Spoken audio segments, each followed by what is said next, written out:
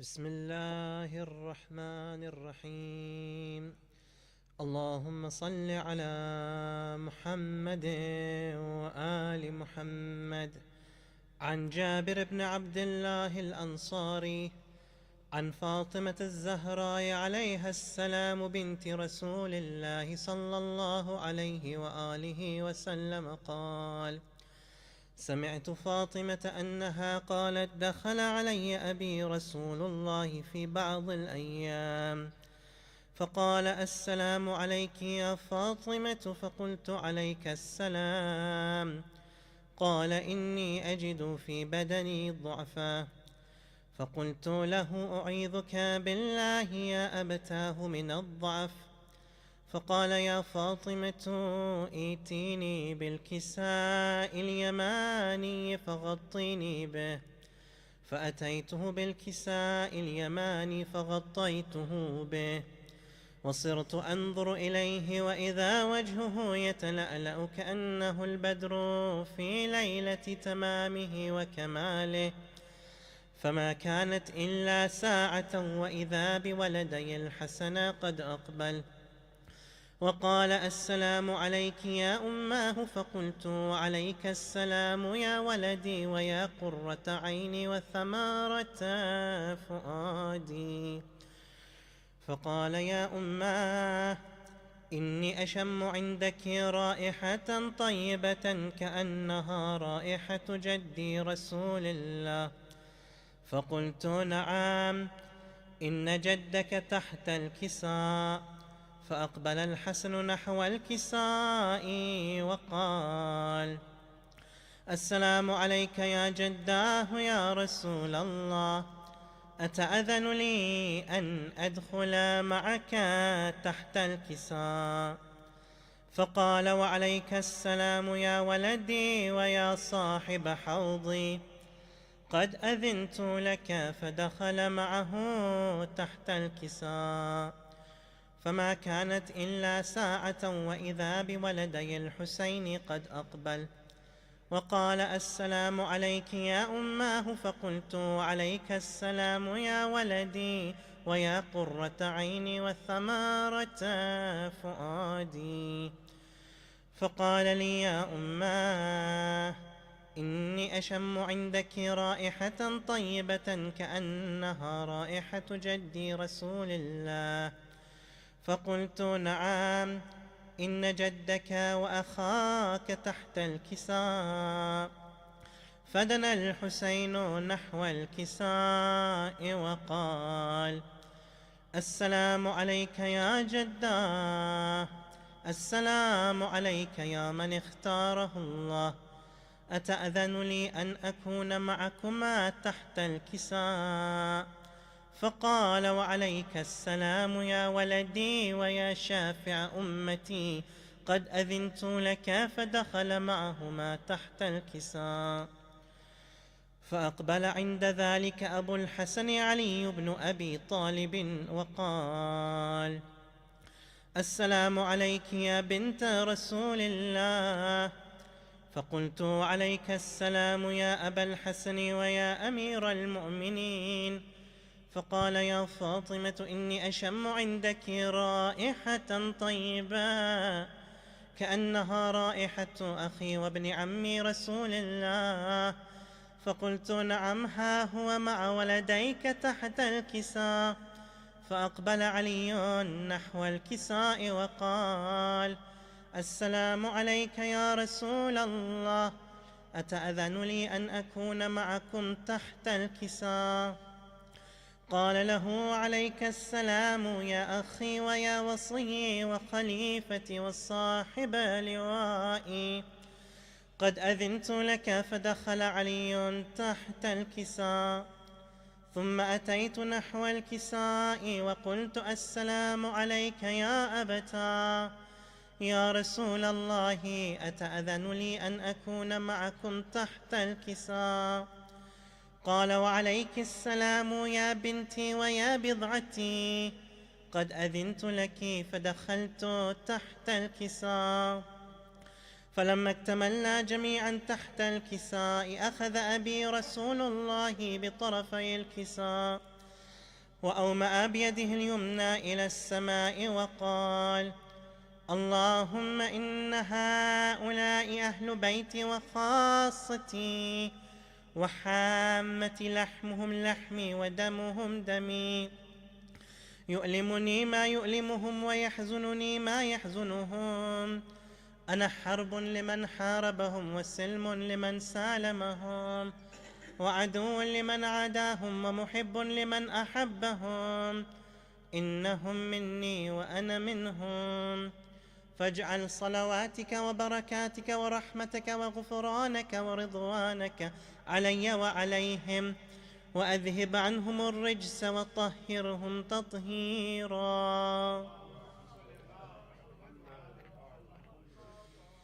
فقال الله عز وجل: يا ملائكتي ويا سكان السماوات، إني ما خلقت سماء مبنية ولا أرضا مدحية ولا قمرا منيرا ولا شمسا مضيئة ولا فلكا يدور ولا بحرا يجري ولا فلكا يسري إلا في محبة هؤلاء الخمسة الذين هم تحت الكساء. فقال الأمين جبرائيل: يا رب ومن تحت الكساء؟ فقال عز وجل: هم أهل بيت النبوة ومعدن الرسالة، هم فاطمة وأبوها وبعلها وبنوها.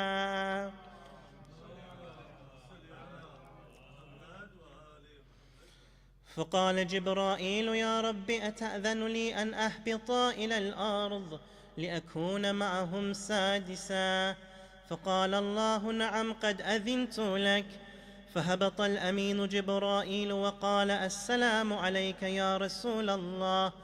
العلي الأعلى يقرأك السلام ويخصك بالتحية والإكرام، ويقول لك: وعزتي وجلالي إني ما خلقت سماء مبنية ولا أرضا مدحية ولا قمرا منيرا ولا شمسا مضيئة ولا فلكا يدور ولا بحرا يجري ولا فلكا يسري إلا لأجلكم ومحبتكم، وقد أذن لي أن أدخل معكم، فهل تأذن لي يا رسول الله؟ فقال رسول الله: وعليك السلام يا أمين وحي الله، إنه نعم قد أذنت لك. فدخل جبرائيل معنا تحت الكساء. فقال لأبي: إن الله قد أوحى إليكم يقول: إنما يريد الله ليذهب عنكم الرجس أهل البيت ويطهركم تطهيرا.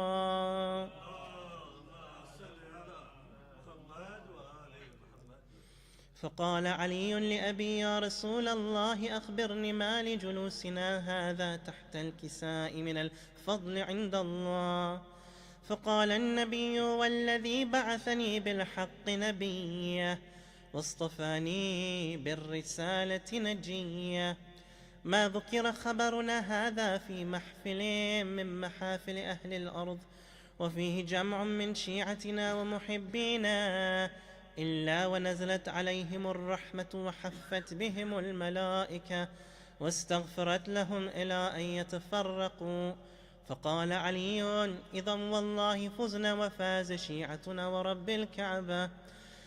فقال النبي ثانيا: يا علي، والذي بعثني بالحق نبيا واصطفاني بالرسالة نجيا، ما ذكر خبرنا هذا في محفل من محافل أهل الأرض وفيه جمع من شيعتنا ومحبينا وفيهم محموم إلا وفرج الله همه، ولا مغموم إلا وكشف الله غمه، ولا طالب حاجة إلا وقضى الله حاجته.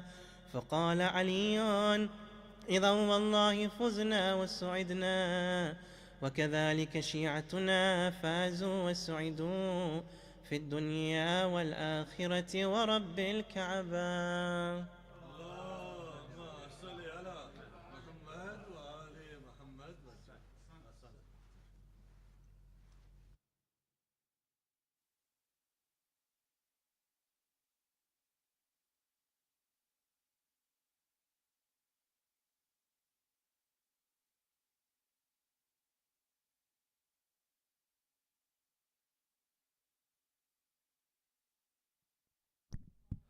Firstly, if I can please invite Sayyid Hafid Kazmi to the podium, please welcome him with a loud salawat.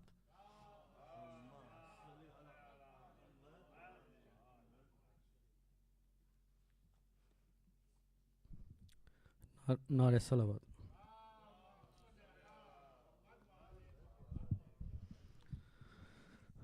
جب مولا کو دستار باندھی گئی اس کے حوالے سے ایک دفعہ پھر صلوات پڑھیں.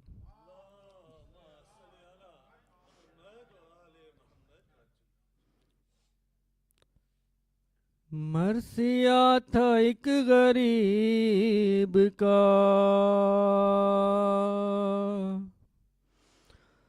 مرثیہ تھا ایک غریب کا،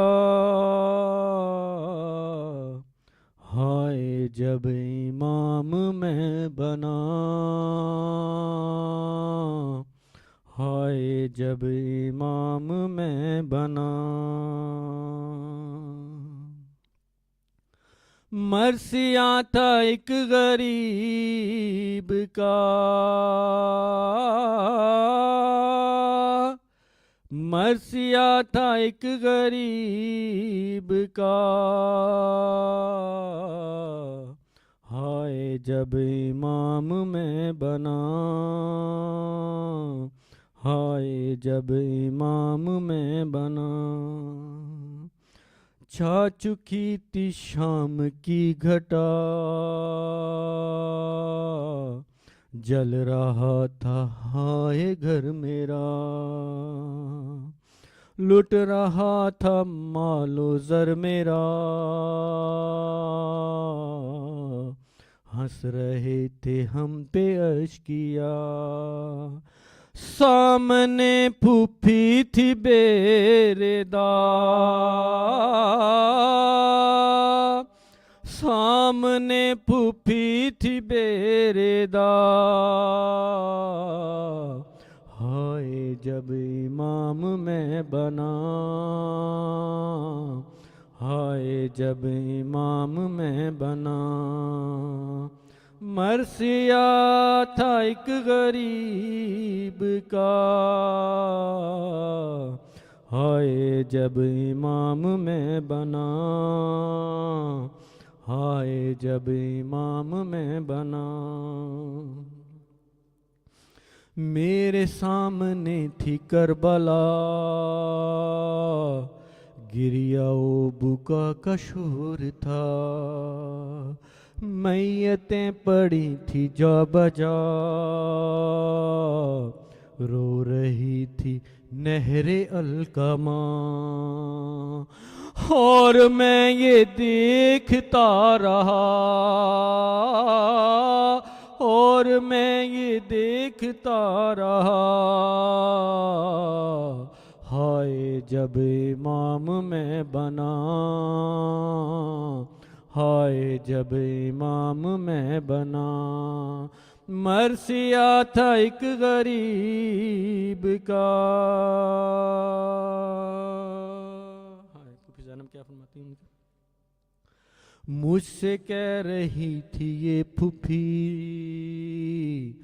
مسند رسول جل گئی، چھل گئی حسین پر چھری، اب امام وقت ہو تمہیں. ہو رہی سی ایسی ابتدا، ہو رہی تھی ایسی ابتدا، ہائے جب امام میں بنا، ہائے جب امام میں بنا. آج ہم پہ تنگ ہے زمین، رو رہی ہے زینب حزین، میں بحیثیت امام دین، رکھ رہا ہوں خاک پر جبین، کر رہا ہوں سجدہ خدا، کر رہا ہوں سجدہ خدا،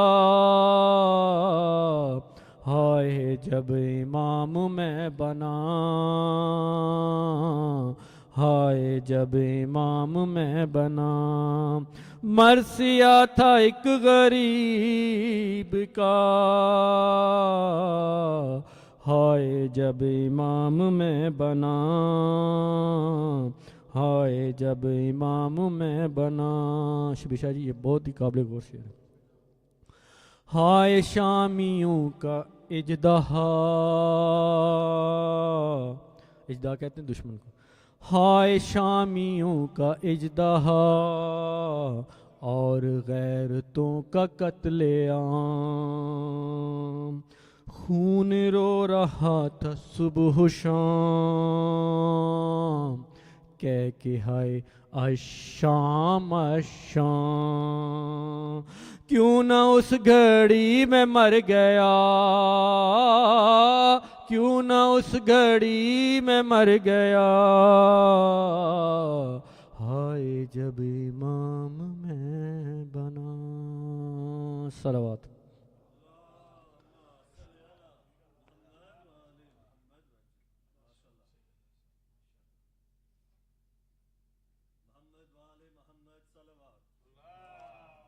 صلی اللہ محمد وعلی اعوذ باللہ من الشیطان الرجیم، بسم اللہ الرحمن الرحیم، الحمدللہ رب العالمین، بر محمد وعلی محمد۔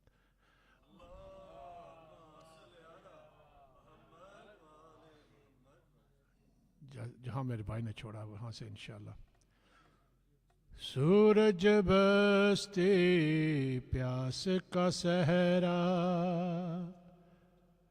جان لبوں پر آئی ہے، سورج بستے پیاس کا صحرا، جان لبوں پر آئی ہے، سید کو تقدیر کہاں پر دور وطن سے لائی ہے، سورج بستے پیاس کا صحرا،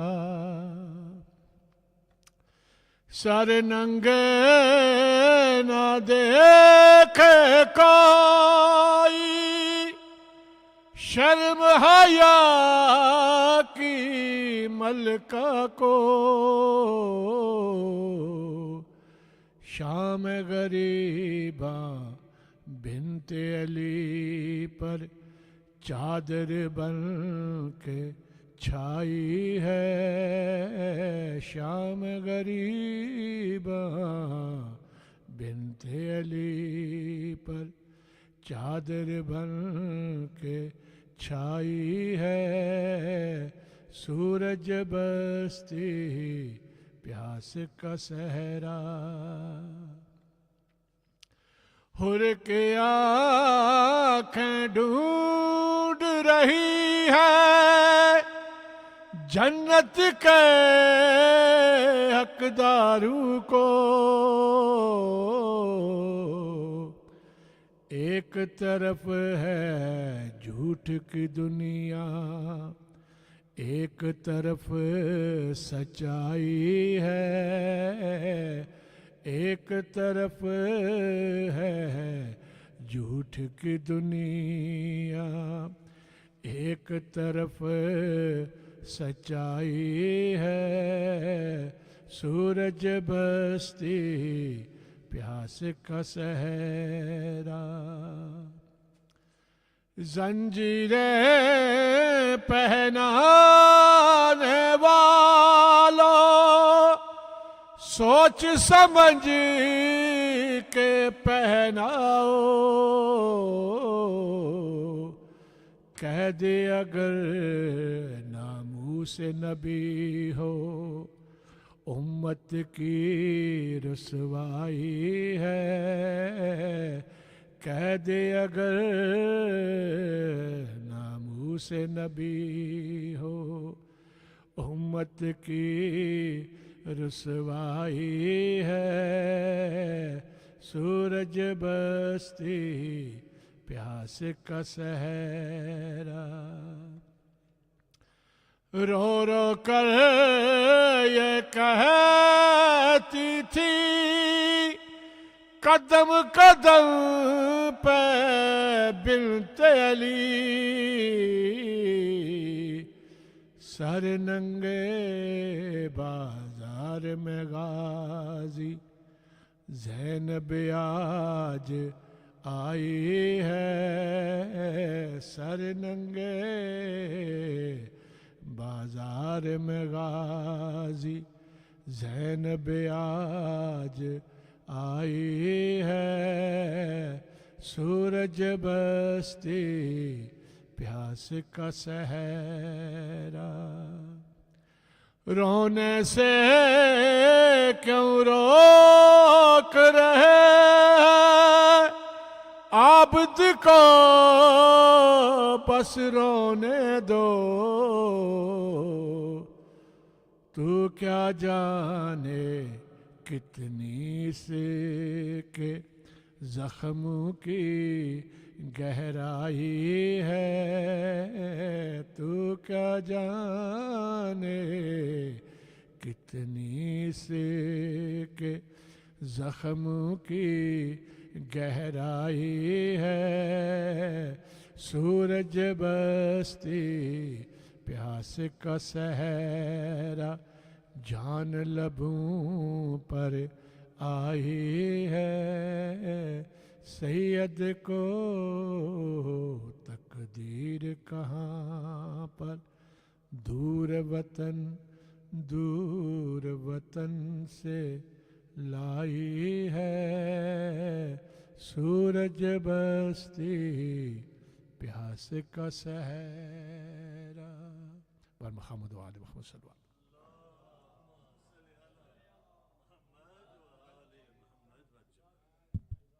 MashaAllah, Ehsan. Respected brothers, sisters, Sheikh, Assalamu alaikum. Please join me reciting Surah Al-Fatiha once and Surah Ikhlas 3 times for all marhumeen. Al-Fatiha. Bismillah.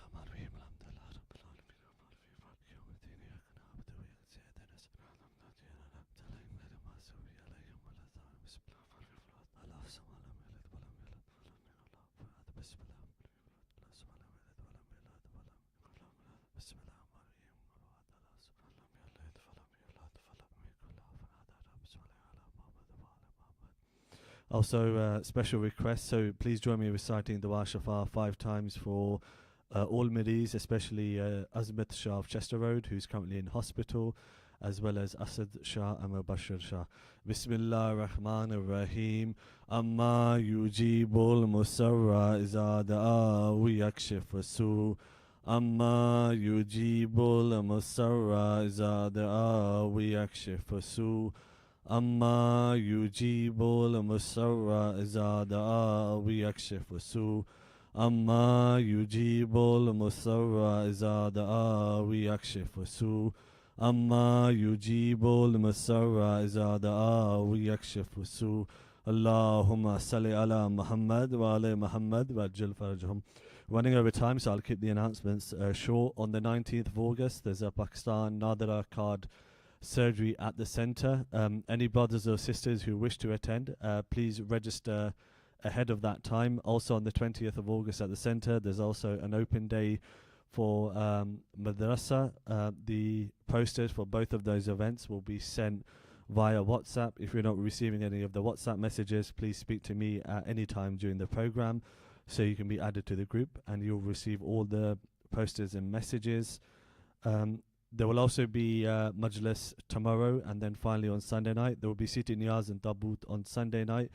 I've taken up enough time already, so without any further delay, if I can please invite Brother Ehsan for tonight's English Majlis. Please welcome him with a loud salawat.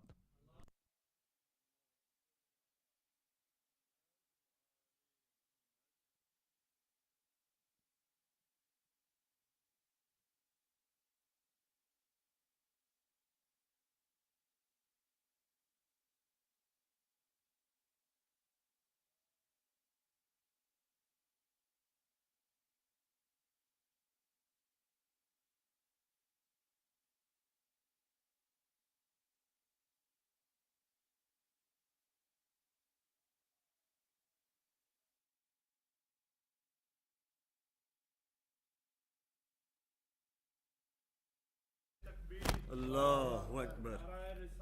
Ya Rasulullah. Ya Rasulullah. So 8:25 to 8:30. Ya Murdabad.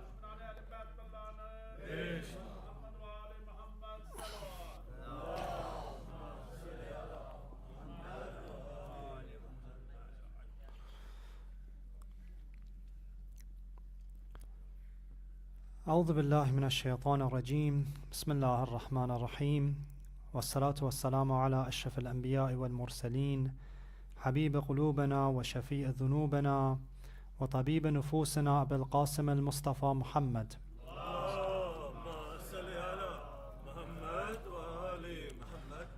وعلى أهل بيته الطيبين الطاهرين. Respected brothers and sisters, Assalamu alaikum wa rahmatullahi wa barakatuh. Alhamdulillah, it's an honor and a tawfiq to be amongst this blessed gathering in this blessed center. And I remember I was telling the brother that I think last time that I was at your center before the renovations was exactly 11 years ago, for the Ashra of Muharram. I had the honor and the blessing to be here, so it's great to be back and see some familiar faces.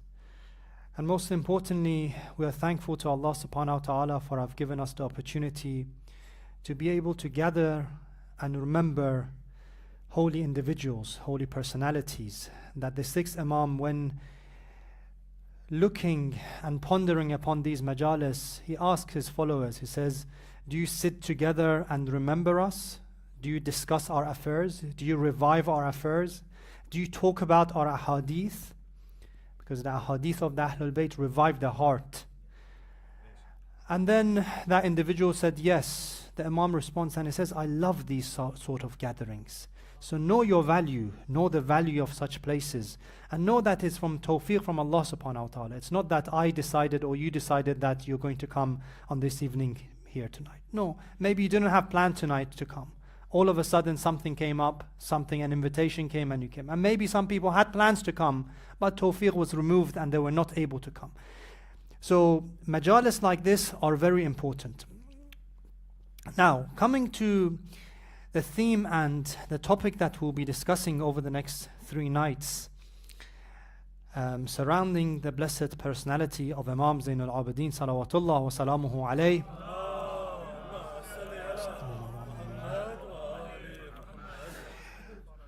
We find that the different Imams at different times, they had different responsibilities. They preserved and protected the religion of Islam, the religion of the Holy Prophet in different ways. Someone like the 6th Holy Imam, he was one who would hold classes, and many individuals, more than 4,000 people would come and attend the lessons of the Imam, for example. There were others who were in taqiyya. They had special students that they would come individually, ask them questions, and they would go and they would propagate the religion. There were others who had, for example, specific representatives, that people at the time that this individual was in taqiyya, for example, they would refer to the representatives of these individuals. The role of the Imam Zain al-Abidin was very special in the sense that his role after the event of Ashura was to propagate, was to teach not only his followers, not only his Shias, but the rest of humanity through the words of dua. Through the words of dua. And unfortunately in our communities we don't spend enough time reflecting on this. We don't go through these du'as. And inshallah, what I plan to do over the next couple of nights is to look at some of these du'as and unfold and discover some of the beauties and the treasures which is found in the words of the Imam. So the Imam, as we said, after the event of Ashura, his responsibility of protecting the religion and propagating the religion was through dua. And dua, as you know, is not just we ask Allah subhanahu wa ta'ala for something. It's not just lip service to Allah subhanahu wa ta'ala. The reality of dua is establishing a relationship with Allah subhanahu wa ta'ala. It's not Allahumma inni as'aluka. This is not dua. This is one form of dua. This is one instance of dua. But dua is far more greater than verbal communication with Allah subhanahu wa ta'ala. The reality of dua is that which the human being, the abd, the servant, completely engages in a relationship, in a communication, in a connection with the Master, Allah subhanahu wa ta'ala. This is the reality of dua. Otherwise, if I'm just reciting something, I'm giving lip service, but my heart is somewhere else. It's like I'm speaking to you, but I'm thinking about what I need to do back home. Verbally, I'm speaking to you, but my heart is somewhere else. I haven't really connected with you. The same way dua, some of us recite dua. Yes, verbally we're reciting. Every Thursday we recite the dua. Dua Komel, for example. But do we truly experience that dua or not?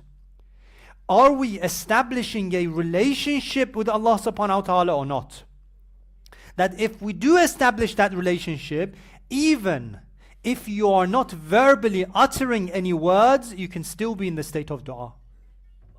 When my heart, when the compass of my existence, of my soul is showing Allah subhanahu wa ta'ala, is towards Him, if my actions, if my thoughts, if my looks, if where I walk, if what I do is in line with what He wants, then I'm in the state of dua. So this is very important to understand. Now, coming more specifically, the du'as of Imam Zain al-Abidin, we find that revolves around two main areas. Two main areas. Number one is around akhlaq, ethics, that I want to speak about. And number two, aqa'id, theology. I know you all have good memories, that although you're not making notes, normally in the series that I have, the first night I say, make sure that the same night or the night after, you have a pen on paper. One of my teachers would always relate this hadith of the Holy Prophet, that he would say, قَيِّدُ الْعِلْمَ بِالْكِتَابَةِ. Capture knowledge, how? By writing it. And then my teacher would give this example. He would say that the parable of knowledge is like a fish. Know a fish? Have you seen a fish? A fish, when you catch it from the water, what happens? It slips. It slides away, right? It's slippery. You can only hold the fish for a few seconds. After a few seconds, it will jump back to the water. The same way knowledge is the same. That maybe you come and listen to a few ahadith of the Ahlul Bayt.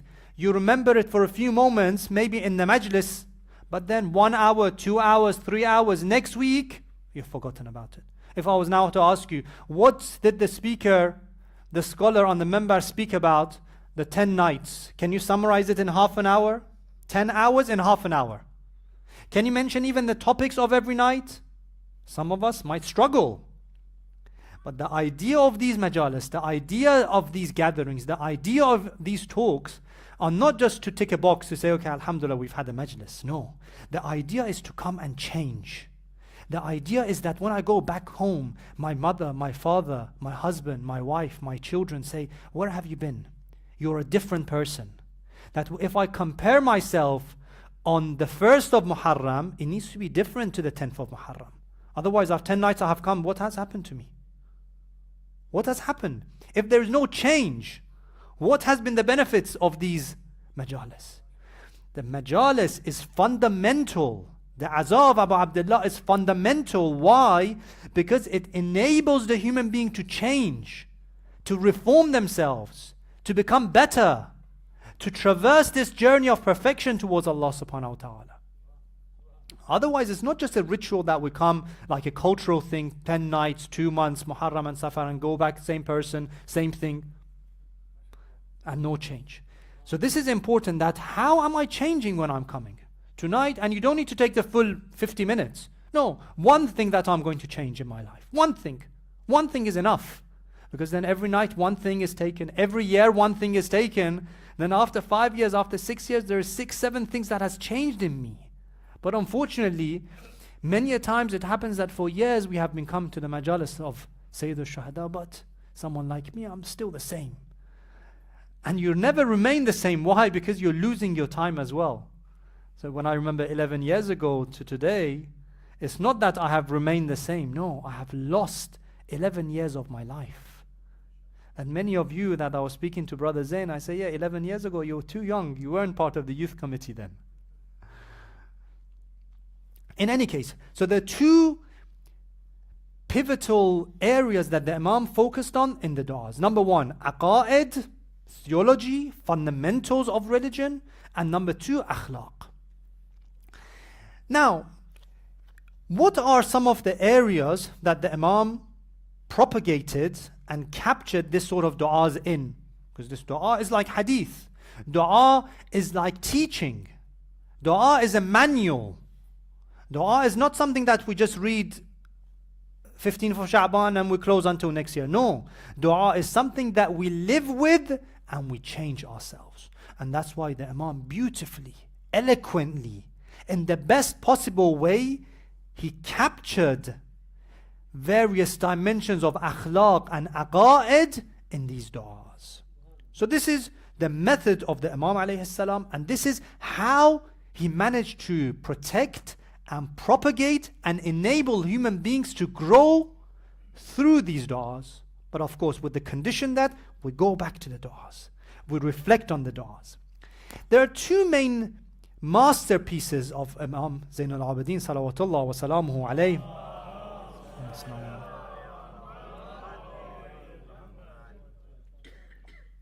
The first one is referred to as Risalatul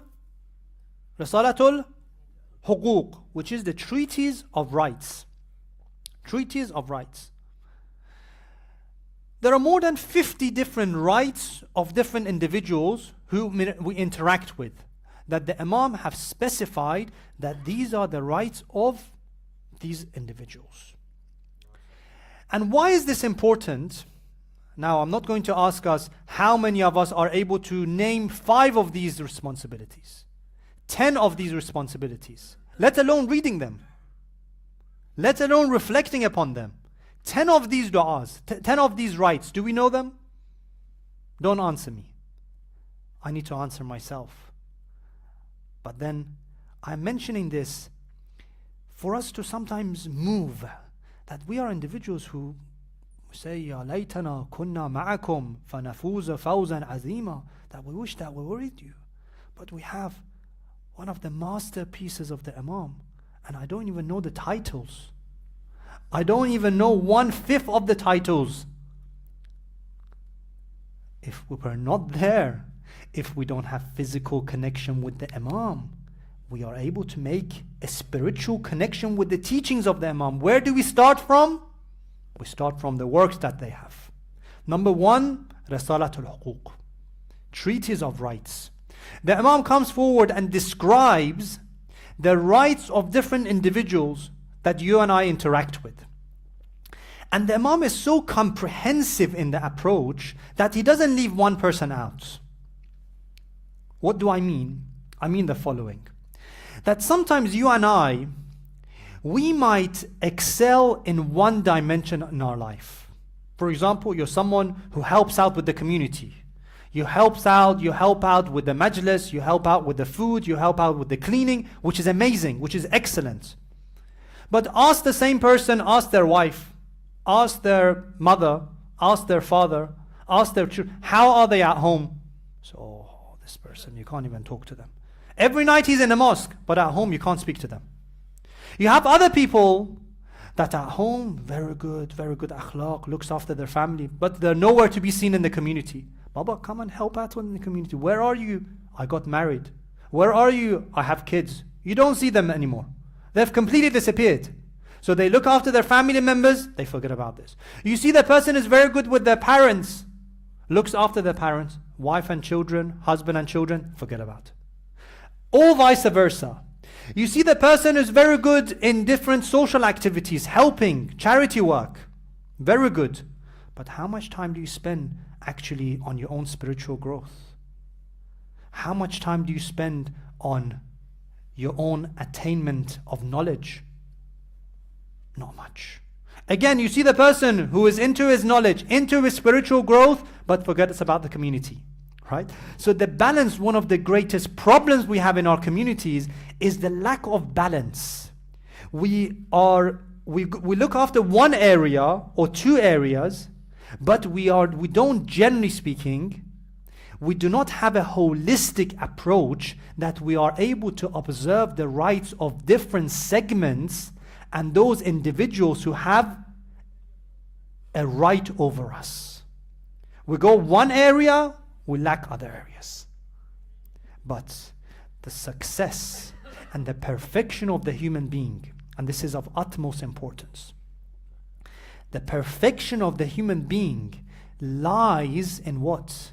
Lies in being able to holistically manage and look after different individuals in your life.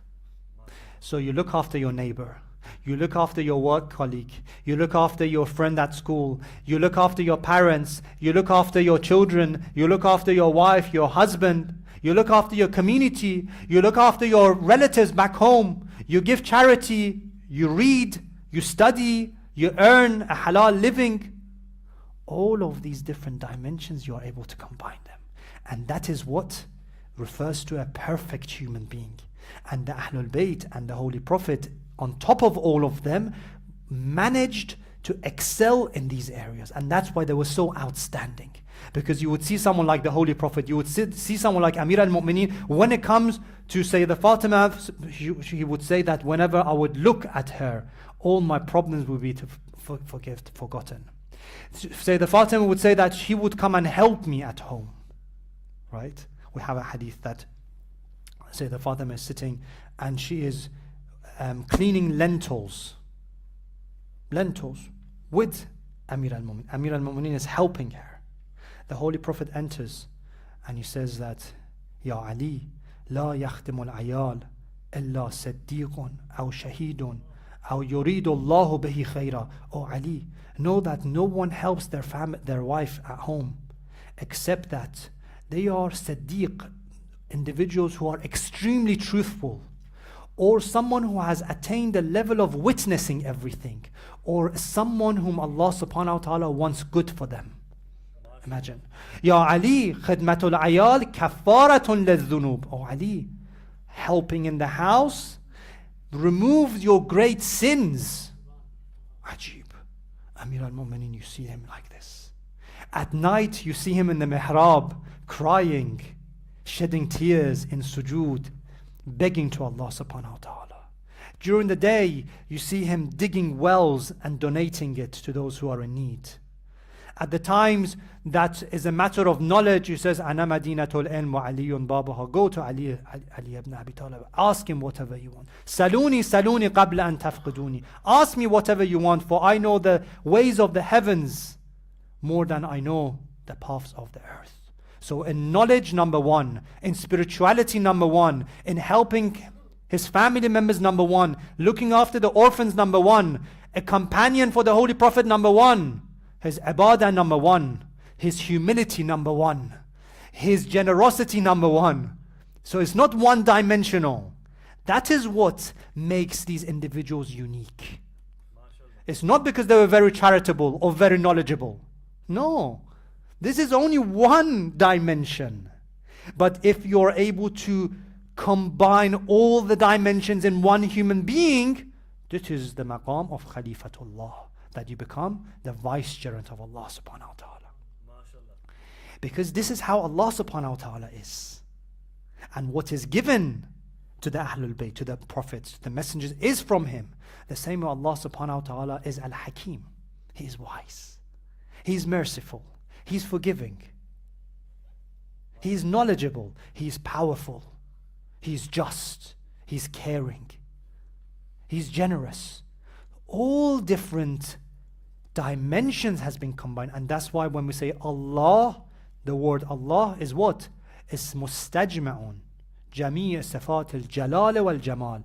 It is a combination of all the different majestics and beatific names of Allah subhanahu wa ta'ala. When you say Allah, it means Rahim. When you say Allah, it means Rahman. When you say Ya Allah, it means Ya Jawad, Ya Kareem. All of them is combined in Allah. And then when you become Abdullah, it means that you have also been able to your limited capacity of the human being, combine the different qualities in you. And this is where the balance in the human being is not always there. You say, yes, the brother, you see him always at the mosque. The sister is always at the mosque. But you go and ask this poor wife, you go and ask the husband, how's your wife? How's your husband at home? No. Actually, he comes home because he's been up until 1 a.m. You can't even speak to him because he's tired. The day after, you can't even speak to him because he's fasted the whole day of Shahr Ramadan. So instead of these majalis, instead of the servitude, instead of fasting, making us more all-encompassing, actually what it's doing sometimes is tipping off the balance. Therefore, these different rights which the Imam mentions, more than 50 rights in Risalatul Huquq, which I ask every single one of you, that tonight when you go back, open, search online. Alhamdulillah, we all have phones. We all have smartphones. You search for it. Every day, read one. Read one. Just one. Takes 3 minutes, 4 minutes. Although English doesn't do justice to understanding this. One Muharram I spent time looking at just one of these rights. The whole Muharram, just one of these rights. But for a start, we just at least go through just the superficial translations of what are these rights. And that's why it's so important, because it has the right of the husband, it has the right of the wife, it has the right of the child, it has the right of the father, it has the right of the mother, it has the right of the neighbor, it has the right of the one who does good to you, it has the right of the one who does bad to you, it has the right of the one who says the adhan, it has the right of the neighbor. It looks at different segments which highlights a human being.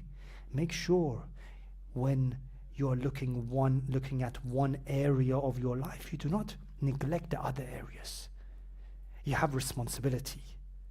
You being a father shouldn't undermine you being a husband. You being a husband shouldn't undermine you being a good son. You being a good son shouldn't undermine you being a good neighbor. Being a good neighbor shouldn't undermine you being an active community member who helps and serves the community. Right? Okay. Please recite aloud salawat ala Muhammad wa ala Muhammad.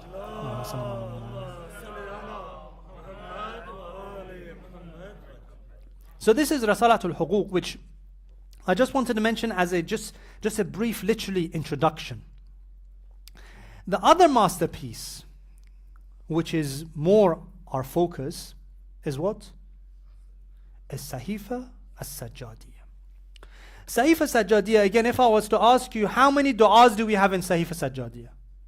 How many du'as? You don't need to answer me. How many du'as?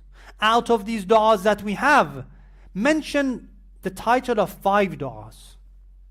5 du'as. You can apply this to Nahj al-Balagha as well. How many letters do we have in Nahj al-Balagha? Again, don't answer me. How many sermons do we have? Do I know the title of 5 letters of Amir al-Mu'mineen? And this is the Amir al-Mu'mineen that everywhere is Ya Ali. In my heart is Ya Ali. In my soul is Ya Ali. Yes, it's very good. But that needs to go deeper. Has also the spirituality of Ali, the knowledge of Ali, the personality of Ali, the spirit of Ali also penetrated my blood, penetrated my heart, or is it only surface? If I don't have a good relationship with Nahj al-Balagha, if I'm not able to align myself with the teaching, with the framework, with the worldview of Amir al-Mu'mineen, that means I need work to do. I need to move. And this work will always continue. So, Sahifa Sajjadiyah is another masterpiece by the Imam, in which there are a number of different du'as in this beautiful compilation. Before again I start looking and dissecting some of these areas, on Sahifa Sajjadiyah, did you know Sahifa Sajjadiyah is one of the most authentic compilations we have. Some have mentioned that it has reached the level of tawatur. Tawatur is what? Tawatur is, for example, they say hadith of, for example, Qadir is become mutawatir. Mutawatir means what? Mutawatir means that something has been narrated through so many different means and so many different channels that for us to doubt the authenticity is very, very, very low. For example, I'm driving, I'm coming to Watford, someone calls me and says, you know, Watford, you know, on this road, there is, for example, a fire, don't go through there. I say, okay. Or maybe there's fire, maybe not. But then someone else calls me, another community, another person calls me, there's fire. Then someone else I see on the street, a random person tells me, oh, you know, this road, there's fire at the end of this road. And another person, and I get texts. It reaches me through different means that for all these people to be able to match up themselves, it's close to impossible for this to be a lie, right? Tawatur is this. Of course, the Quran is number one, no doubt about it. But our scholars mention that Sahifa Sajjadiyah is amongst one of the most authentic compilations that we have, that Imam alayhi salam, through Imam al-Baqir, through Imam al-Sadiq, has taught his followers on the first level and the rest of humanity. So this is the first point about Sahifa Sajjadiyah. The second point is that, you know, one of the titles of Sahifa Sajjadiyah, what it is? One of the titles of Sahifa Sajjadiyah. Do you know?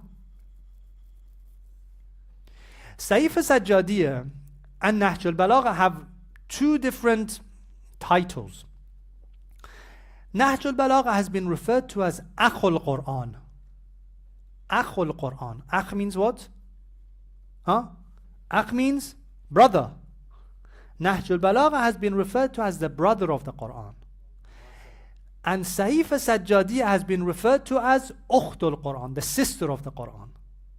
Meaning that they're all from the same family members. Of course, the Quran, I repeat, without a doubt, cannot be compared to any scripture because it's the word of the Khaliq, it's the word of the Creator. And Nahj al-Balagha and Sahifa Sajjadiyah, no matter how eloquent and how high they are in the treasures which contains within them, it is the words of makhluq, of created, of a servant, of an abd, right? So this needs to be cleared. But what Nahj al-Balagha and Sahifa Sajjadiyah do, because they're the words of the Ma'soom, they help us understand the Quran itself. It is like an interpretation. It is like a tafsir. It says, لا يمسه إلا المطهرون, that we have in the Quran, that no one touches the verses of the Quran except whom? Except those who are purified. One understanding of this verse is what? Is that if I want to touch the verse of the Quran, I need to be in the state of wudu, that I cannot do mass, I cannot touch it, except that I am tahir, I am pure. That's one level, physically pure. The deeper meaning of this is what? Is that no one is able to touch it, i.e. no one is able to understand the real explanation and tafsir and the meaning of these verses except those who are spiritually purified. Because depending on your level of spiritual purity, that is how much you're able to connect with the verses of the Quran. Once when I was doing my MA, my thesis was around a comparative analysis between ethical theory in the Quran and compared to another Western philosopher with regards to the concept of as-sidq. Sidq, honesty. What does the Quran say about honesty and how does it compare to Western philosophy? I once asked one of my teachers that, what is your view? You've spent 30, 40 years in the Quran. What is your view? What does the Quran mention about sidq? He mentioned something very profound. He said that your understanding, and you'll be able to understand what the Quran mentions about sidq, about honesty, based on how much you are truthful yourself.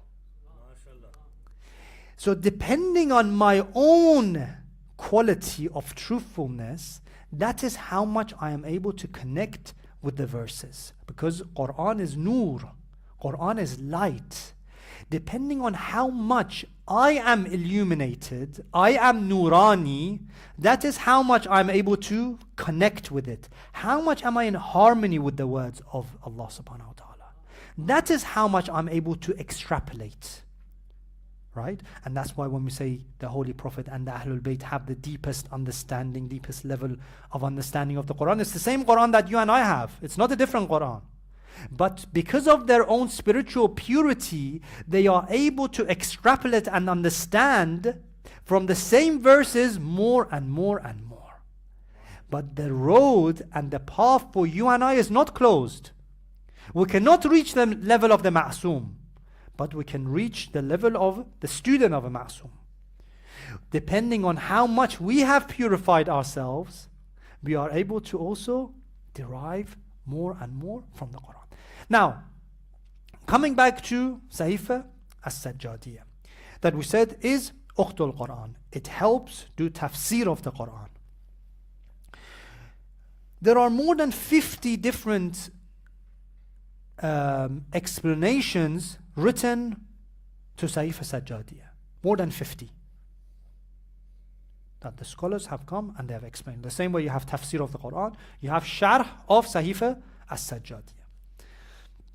So, amongst these different du'as, there is one du'a which is outstanding, which stands out amongst the different du'as in this compilation. Of course, we don't have time to go through the whole du'a, but what I would like to do for the remaining time I have tonight and tomorrow and the day after is to look at some of the dimensions of this one du'a. Because we've covered this in 25 sessions, 27 sessions. But I'm going to try to summarize it as much as possible, some areas in 2 nights. What is that dua? For those who saw the theme on the poster. Dua of Makarimul Akhlaq. Dua of Makarimul Akhlaq by Imam Zainul Abidin. Now, this dua is dua number 20. It's dua number 20. Again, so homework number 1 was to go through Risalatul Huquq. Every day read one, just one of these rights. And number 2, go through dua of Makarimul Akhlaq. And see how it blows away your mind. Even just reading the English translation. Although the English translation, many of the areas is not very accurate, is not very concise. In Arabic, there is so much more. Maybe one word, you can describe it in a few sentences, but still is better than nothing. Dua of Makarim al-Akhlaq, what is the topic? What is it about? كان من دعائه عليه السلام في مكارم الأخلاق ومرضي الأفعال. This is the dua that the Imam used to recite for Makarim al-Akhlaq. What is Makarim al-Akhlaq? That is so important. What is it that the Holy Prophet Muhammad sallallahu alayhi wa alihi wa sallam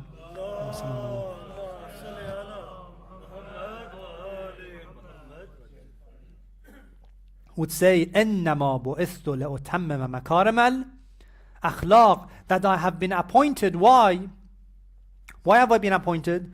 To perfect the Makarim al-Akhlaq of human beings. And I'll speak about what Makarim al-Akhlaq mean. Now, out of all of the different missions he has, to establish justice, to reconcile between people, all of these things, to spread knowledge, to revive the hearts, the number 1 dimension that is outstanding is Makarim al-Akhlaq, in the mission of the Holy Prophet. Same way in this dua and in this compilation as well. Now, what is Makarim al-Akhlaq? You know, my brothers and sisters, you have khulq and you have khalq. Khulq and khalq. Khalq is the creation, is the external appearance of the human being. Is the physical characteristics of the human being is referred to as khalq. How the nose are, how the eyes are. Khulq is what? Khulq is the inner characteristics of the human being. So when we say akhlaq, it refers to those established characteristics and traits of the human being as far as their internal state is concerned. Did you memorize that? Yes? So, it's the inner state. Khalq, externally. Khulq, internally. Those established characteristics. Established characteristics. Not things which happen one-off. Sometimes, again, this is important that I highlight. Sometimes someone comes, you say, brother, I'm in need. Please give me something. Help me. There is an orphan, there is a widow, there is someone who is in need. You're thinking, okay, what shall I give? How shall I give? You say, you know what, I'll give. No problem. Inshallah, Allah returns back. Allah gives me thawab, whatever. You give. But you're struggling to give. Right? This is not someone who is kareem. This is not someone who is generous. This trait was a generous trait. This action is an action of generosity. However, this person has not become someone who is generous, someone who is kareem. Although kareem is not the exact translation of generosity, or generosity is not the exact translation of kareem. Kareem is much more general. Kareem is someone that doesn't struggle to give. Doesn't say, okay, today I've got my bonus, I will give. Today, alhamdulillah, now I'm fine, financially I will give. But tomorrow you come and ask the person, you say, no, I can't. No, kareem is someone who gives all the time. At the time of difficulty, at the time of ease, at the time of whatever situation they are in, they are giving. Like the Ahlul Bayt, when we say kareem of Ahlul Bayt, this is what it means. That the lady of night, the night of the wedding, the beggar comes, gives her own wedding dress in charity. This is not an action of generosity only. This is the person has become the embodiment of karam and generosity. Right? So there's a big difference between someone who is generous and someone who does an action which is generous. Right? What we need to get to is that our inner state. Are you all with me, by the way? You all with me? Okay. So where we need to get to is not to perform intermittent, generous actions. No. These actions, these traits need to become a malaka, needs to become a hal, needs to become an internal, established trait in me that no matter in what state I am, I'm able to observe those principles which I have inside me. Okay? So, this is khulq. So when we say akhlaq, is the combination of these different inner traits. So what is makarim al-akhlaq? What is makarim al-akhlaq? So now you know why it took 28 sessions for me to go through dua number 20. Because just on makarim al-akhlaq, we can give a whole lecture. So, akhlaq, very briefly, this is the meaning. What is makarim al-akhlaq? Makarim al-akhlaq is the following. There are 4 different ways you and I, and I'll mention this and I'll end. 4 different ways that you and I are able to respond and react and interact with people around us. Number 1 is that do you do dhulm? Dhulm is what? Oppression. Dhulm is what? Dhulm is the opposite of adl. Adl, justice, means وَضْعُ الشَّيْءِ فِي مَوْضِعِهِ. When you give something or someone their due right. This is the meaning of adala, justice. Someone deserves a right, you pay them the right. Dhulm is that when they deserve, they have a right upon you and you don't do it. Right? So dhulm is that you oppress. You take someone's right away or you don't pay someone's right. Now this payment is not physical payment. Your husband, your wife, your kids, your neighbors have rights upon you. If I don't perform those rights, I am also a dhalim. Dhalim is not only Saddam. I can be a dhalim and an oppressor at home.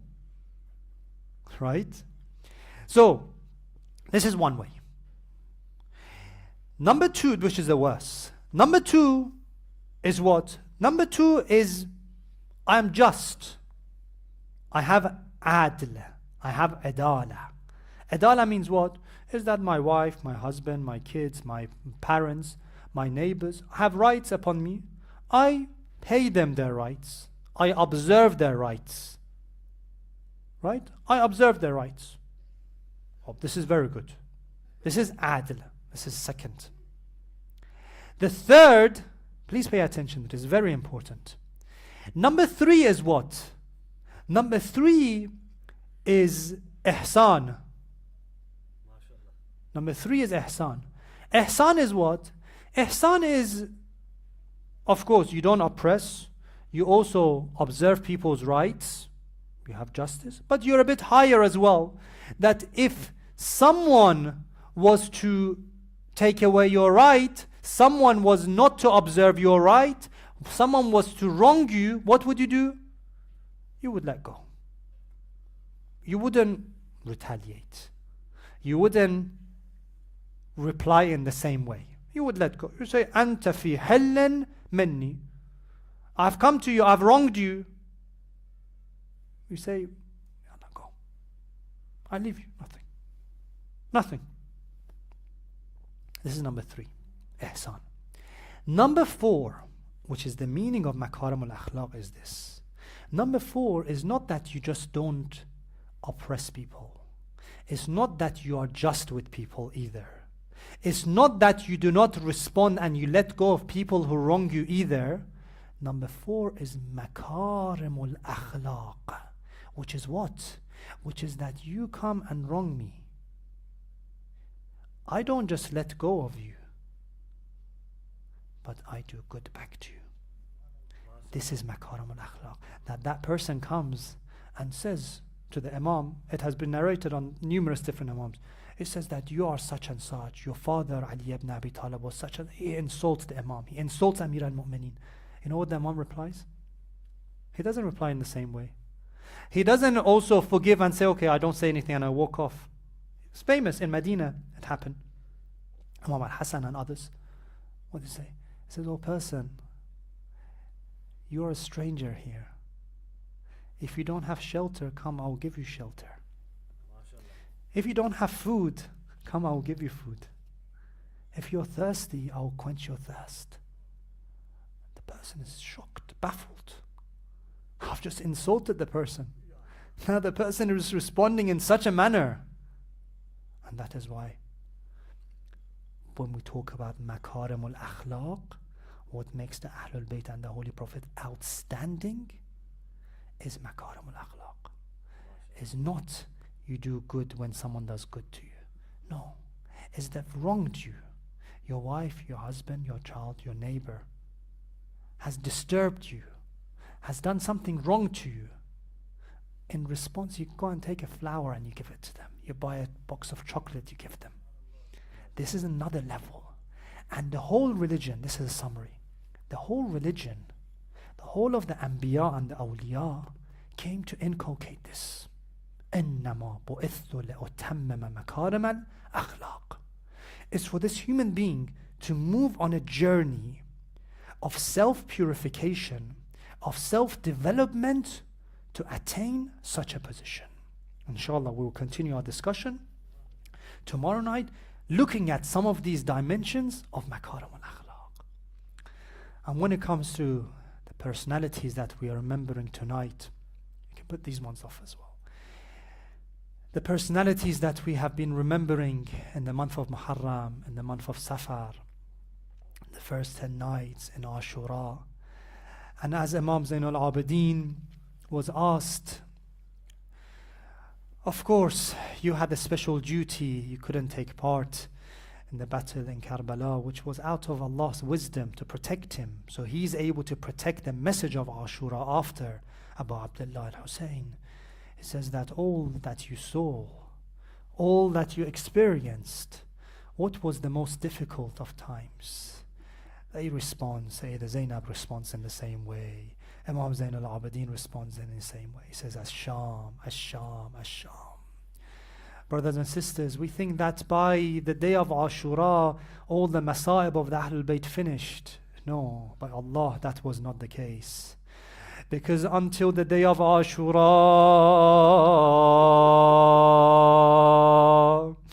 Abu Abu Abdullah al-Hussein, the women of Abu Abdullah, the children of Abu Abdullah, had someone like Abu al-Fadl al-Abbas who would defend, who would protect the tents of the women and the children.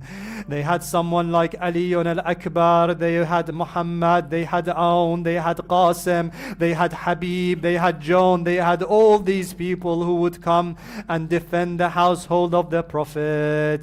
But my brothers and sisters, after the day of Ashura, there is no Abbas, there is no Qasim, there is no Hussein. The Maqatil mention even on the day of Ashura, when Abu Abdullah al-Hussein goes towards the enemy, he gets thirsty, he wants to go back to the Euphrates to drink some water. The enemy says, do not let Abu Abdullah go towards the Euphrates. If he drinks some water, he is going to get some energy. You know how they trick him? He say, go and tell him that we are violating and we are putting the tents on fire. Abu Abdullah is ghiratullah, he has ghira, he will never let go. They go and they lie, they deceive Imam al-Hussein. They say that your tents have been attacked. He leaves the water, he doesn't drink water, he goes back to go and defend the tents of the ladies and the women and the children. But my brothers and sisters, I want to just take you to your heart, to the Kharabe of Sham, that on one of these nights what had happened, the 3-year-old daughter of Abu Abdullah al-Hussein, Sayyida Ruqayya, one night she wakes up, she says, I miss my father. For those who have young daughters, for those who have young children will know what I'm talking about. One night she wakes up, she says, oh my auntie Zainab, where is my father? I miss my father. You have your daughters, you would know that some nights they wake up, they are hungry, they are thirsty, they miss you, they come to your bed, they come and hug you, they say, oh my father, I have had bad dreams. Come, you hug them, you kiss them, you put them back to bed, you put the cover on top of them, you kiss them and you leave them. But the 3-year-old daughter of Abu Abdullah al-Hussein in Sham wakes up one night, she says, oh my auntie, where is my father? I miss my father. Yazid la'natullah alayhi and Ubaydullah la'natullah alayhi, they say, what is going on in the tents? What is going on amongst the women? They tell him that Ruqayya has asked for her father. He says, okay, I'm going to give her what she wants.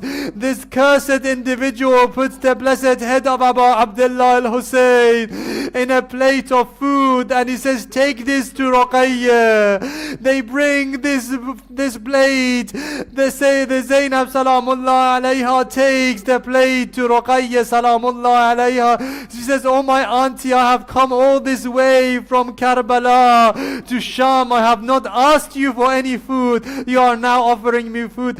Zainab salamullah alayha, at that time she replies and she says, oh Ruqayya, what you're asking is in this plate. As soon as she lifts this lid of the plate, she sees the blessed head of her father. Imagine, a daughter is subtle, a daughter is kind, a daughter has mercy. She sees the father who is sick, she sees the father who has just cut her hand. His hand, she comes, she covers it, she kisses it, she wraps it around. Imagine now this daughter of Abu Abdullah is faced with the blessed head of Abu Abdullah in that state. And then she starts talking to the head of her father. She says, Ya Abata, man alladhi aytamani. Oh my father, who is the one who has made me an orphan? She starts talking to her father. Ya Abata, man alladhi khadabaka bidama'ik. Oh my father, who is the one who has drenched your face with your blood? Ya Abata, man الذي قطع وريدك. Oh my father, oh my beloved father, who is the one who has cut the neck of your throat? Ya Abata, who is the one who has made me an orphan? The Maqatil say that Sayyida Ruqayya speaks to Abu Abdullah al-Hussein in such a way until she falls unconscious. Inna lillah وإنا إليه راجعون.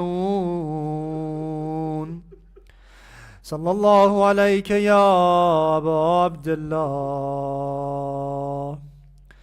صلى الله عليك يا أبا عبد الله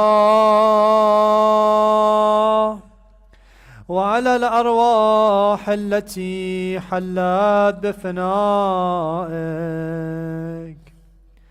عليك مني سلام الله أبدا ما بقيت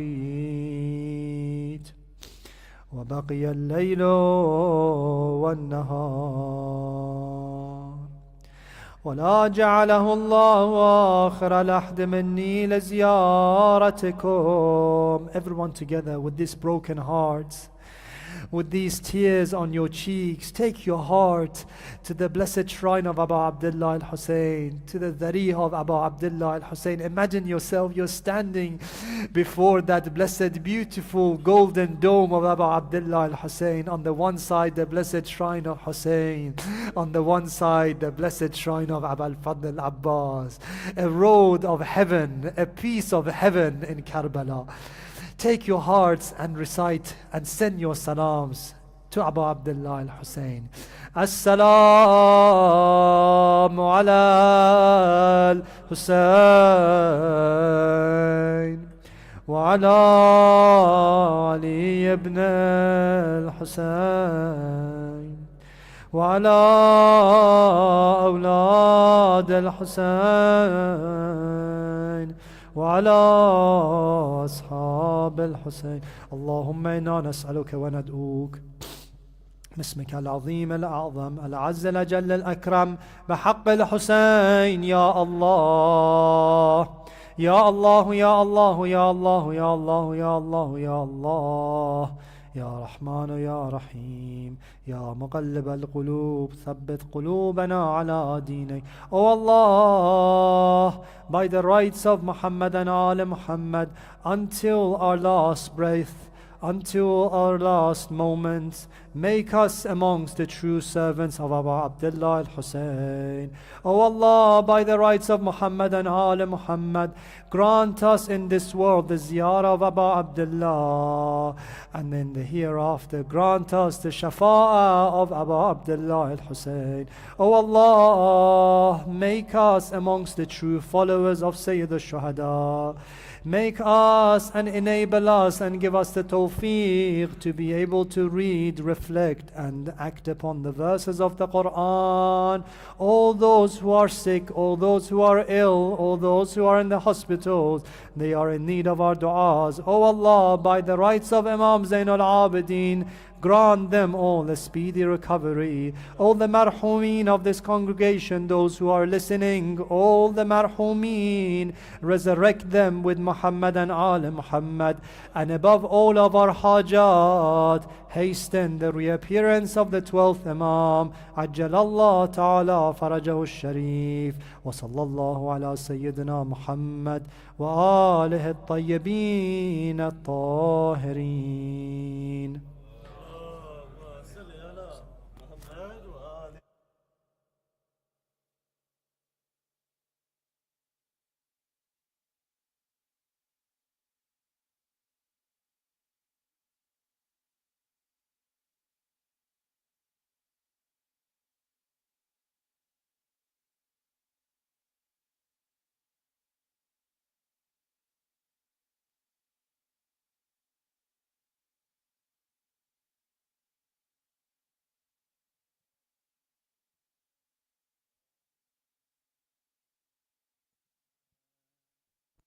Hussein, Ya Hussein, Ya Hussein, Ya Hussein, Ya Hussein, Ya Hussein, Ya Hussein, Ya Hussein, Ya Hussein, Ya Hussein, Ya Hussein, Ya Hussein, Ya Hussein, Ya Hussein, Ya Hussein. نہ بجدے گورے تو غازی لاندا نہ سر برہنا میں شام جاندی نہ بجدے گورے تو غازی لاندا نہ سر برہنا میں شام جاندی نہ بجدے گورے تو غازی لاندا نہ سر برہنا میں شام جاندی نہ بجدے گورے تو غازی لاندا نہ سر برہنا میں شام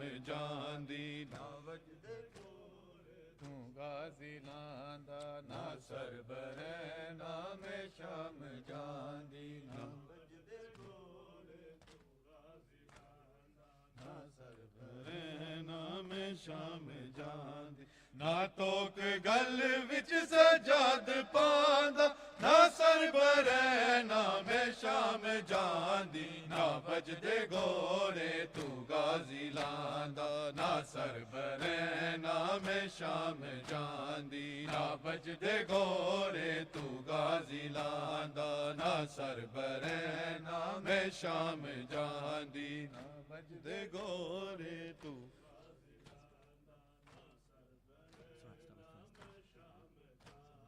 نہ بجدے گورے تو غازی لاندا نہ سر برہنا میں شام جاندی نہ توک گل وچ سجاد پاندا نہ سر برہنا میں شام جاندی نہ بجدے گورے تو غازی لاندا نہ سر برہنا میں شام جاندی نہ بجدے گورے تو غازی لاندا نہ سر برہنا میں شام جاندی نہ بجدے گورے تو غازی لاندا نہ سر برہنا میں شام جاندی نہ بجدے گورے تو غازی لاندا نہ سر برہنا میں شام جاندی جے میرے غازی نو تو لڑن دی کدی اجازت حسین دیندا جے میرے غازی نو تو لڑن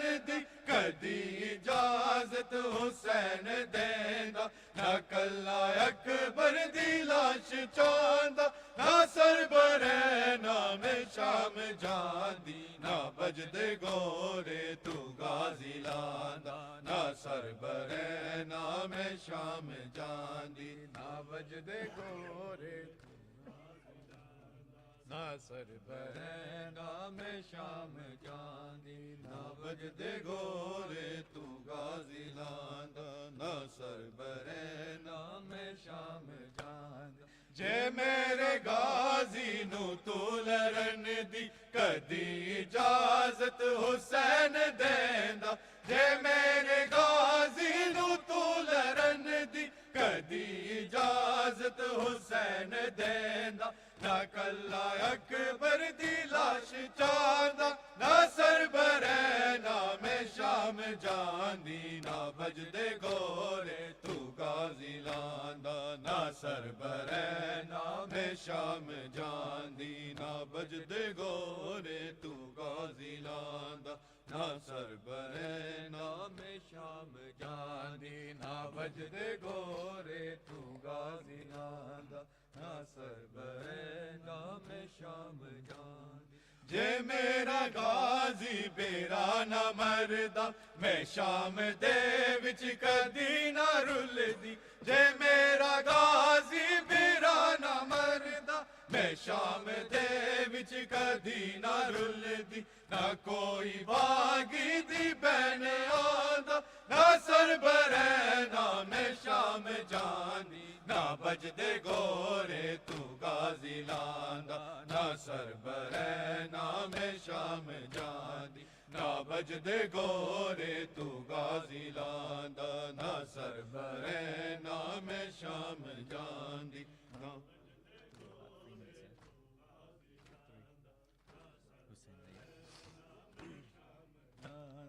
حسین رہی میرے دل چ حسرت میں تیرے لاش تے وین پاندی حسین رہی میرے دل چ حسرت میں تیرے لاش تے وین پاندی نہ جرکا دے کے کوئی اٹھاندا نہ سربرے نام شام جاندی نہ بجدے گورے تو غازی لاندا نہ سربرے نام شام جاندی نہ بجدے گورے تو غازی لاندا نہ سربرے نام شام جاندی بجدے گورے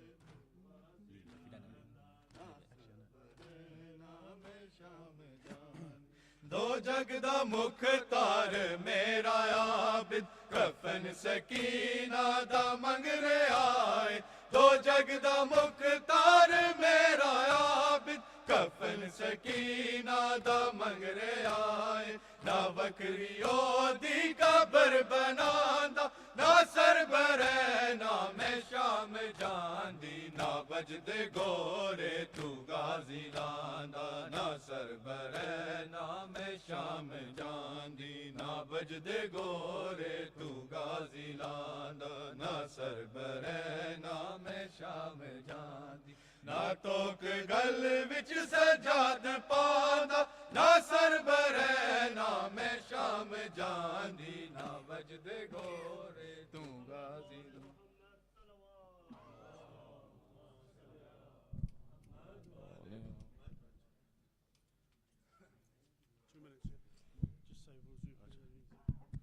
Brothers, namaz is in 2 minutes, so if any brothers need to do wuzu, please do so ASAP. Thank you.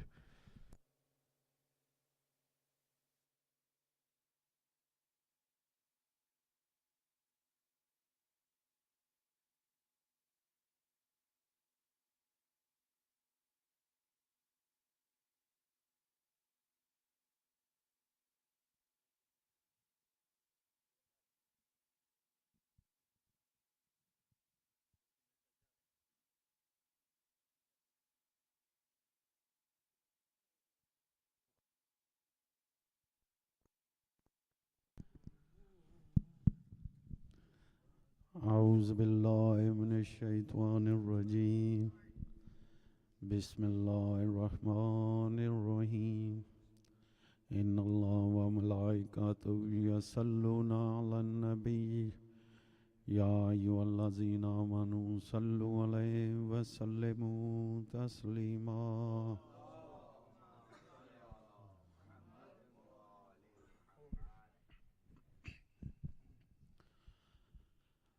اللہ اکبر اللہ اکبر اللہ اکبر اللہ اکبر اشہد ان لا الہ الا اللہ اشہد ان لا الہ الا اللہ اشہد ان محمد رسول اللہ اشہد ان محمد رسول اللہ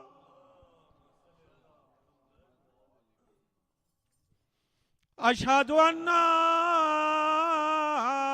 علیٰ ولی اللہ واولاد المعصومین حجاج اللہ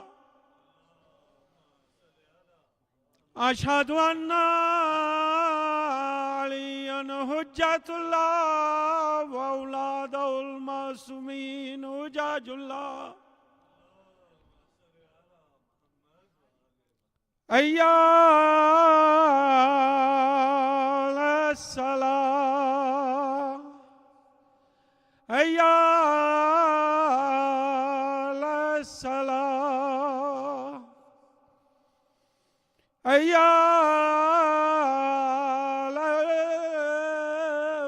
الفلاح حیّ الفلاح حیّ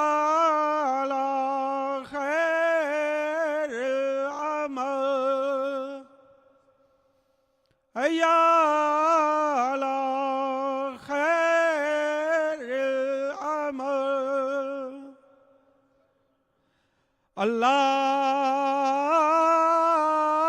الله أكبر